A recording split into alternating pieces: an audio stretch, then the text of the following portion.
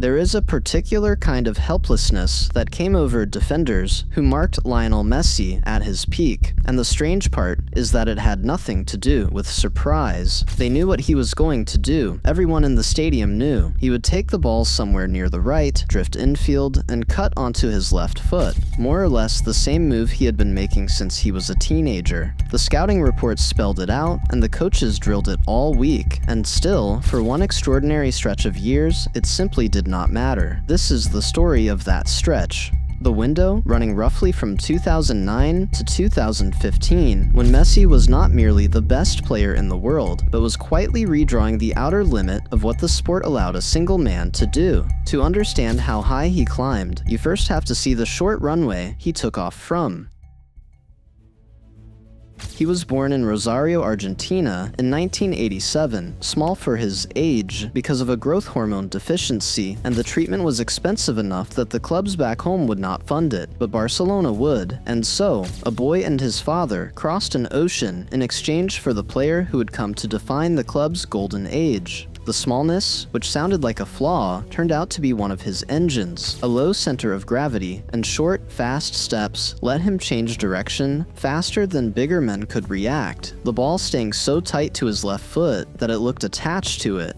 Ability like that can curdle into a selfish highlight machine that wins nothing. The reason it never did was Barcelona's academy, La Masia, where he learned the game beside Xavi Hernandez and Andres Iniesta and absorbed a near-religious idea about how football should be played. He learned to keep the ball, find the open man, and never stop passing. By his late teens, the talent was already undeniable. Against Getafe in 2007, he ran the ball from near halfway and beat what felt like the whole team before scoring a goal. It was so close in its choreography to Maradona's famous run against England that the comparison Argentine football had acted to make for 2 decades suddenly stopped feeling absurd. The pieces were all there. What they were waiting for was someone to point them in the right direction. That someone arrived in 2008. Pep Guardiola took over the first team with a radical idea about where to play his best forward, not out on the wing where Messi had been operating, but in the center, in a striker's position. And then he told him to do the exact opposite of what a striker does. Drop deep, abandon the front line, and come back toward midfield to collect the ball. It was called the false nine, and the logic of it was cruel. Opposing center backs were trained their whole lives to follow their man, but if their man kept retreating into midfield, they were handed a choice with no good answer. Follow him out and tear a hole in the defense for Iniesta, or Xavi to sprint into, or stay home and let the best player in the world receive the ball in space, turn, and run at a full back four with a head of steam. Either way, they had lost before the move even began. Messi had been handed a position from which he could not be marked, and the door to the most dominant phase any forward has ever had swung open behind it.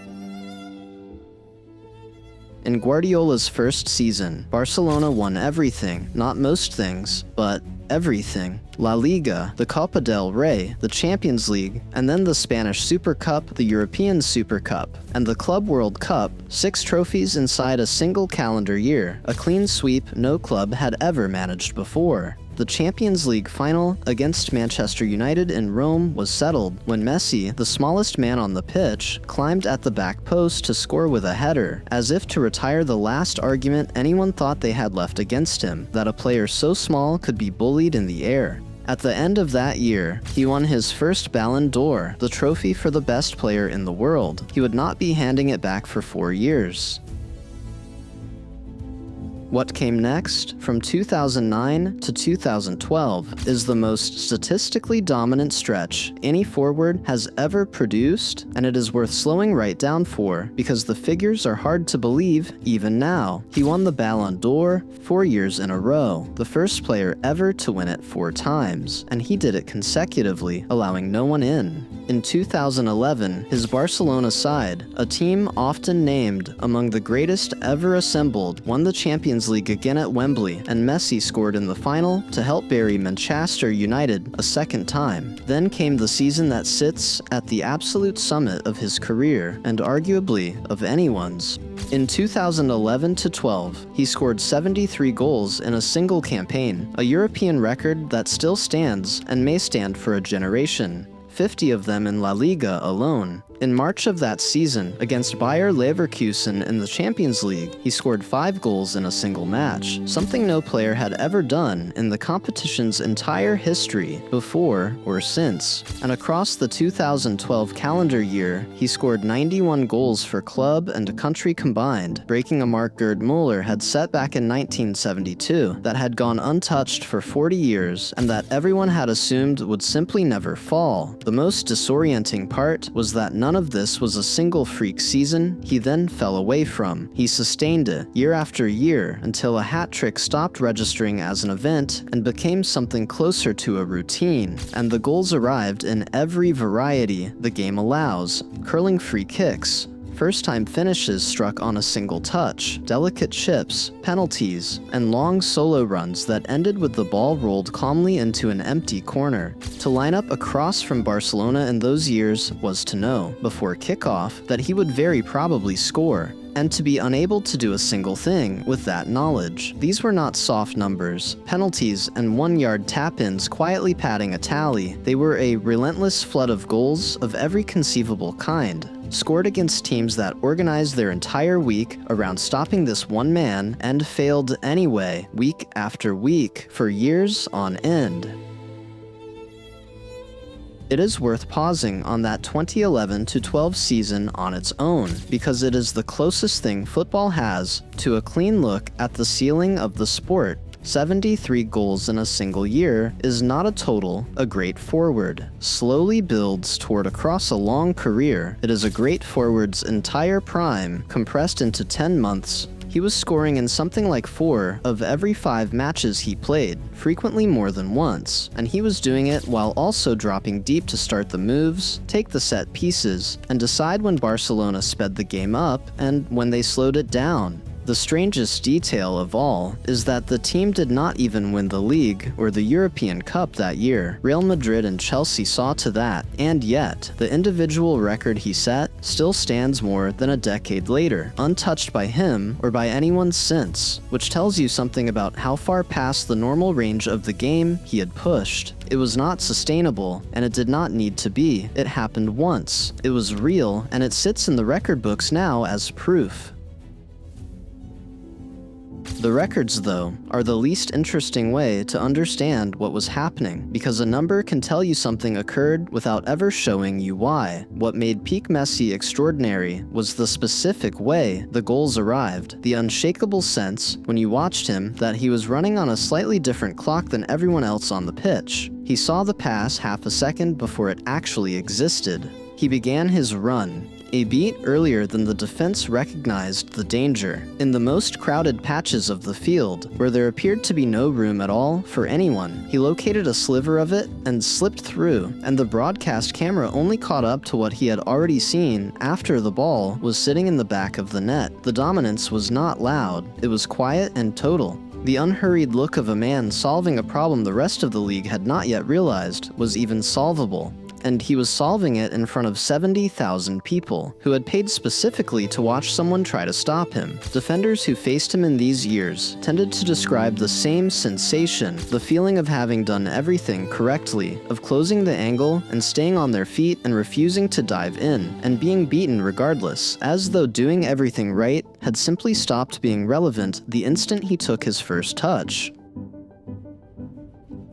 A handful of his goals from these years work almost as thesis statements for what he was. The 5 against Leverkusen showed the sheer scale of it. A very good forward might define an entire career on one night like that, and Messi treated it as an ordinary Wednesday. But the volume was only half the story, because the same player could produce something cold and surgical. Against Bayern Munich in a 2015 Champions League semifinal, he faced up Jerome Boateng, one of the finest defenders alive, but Messi dropped a single feint and shifted his weight so sharply that Boateng lost his footing and sat down on the grass, and then, with the goalkeeper charging out, Messi lifted the ball softly over him as if placing it on a high shelf. In the Copa del Rey final that same year, he collected possession wide against Athletic Bilbao and threaded through 4 defenders in a tight diagonal line, each one lunging and missing in turn before finishing. A goal that looked less like an attack than like a man strolling across a room and stepping around the furniture without breaking his pace.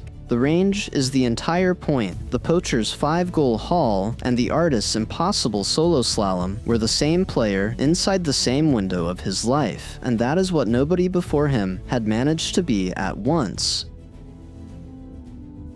What is easy to forget, precisely because the goals were so spectacular, is that as the peak went on, he became one of the best passers alive at the same time. The pure goal machine version of him gradually gave way to something even more complete, a player who would drop into midfield and dictate the tempo of an entire match like a deep playmaker, slide the defense-splitting ball through the eye of a needle, and then also be the one to finish off the move he had personally started 30 yards earlier. He had stopped merely scoring the goals and begun manufacturing everyone else's too. When Luis Suarez and Neymar arrived to form the front three, the world came to call MSN Messi was its gravitational center, and in the 2014-15 season, the three of them scored well over 100 goals between them while Barcelona won a second treble, with Messi orchestrating, creating, and finishing in roughly equal measure. The remarkable thing was not that he had bolted passing onto an already complete game. It was that adding it cost him nothing in goals.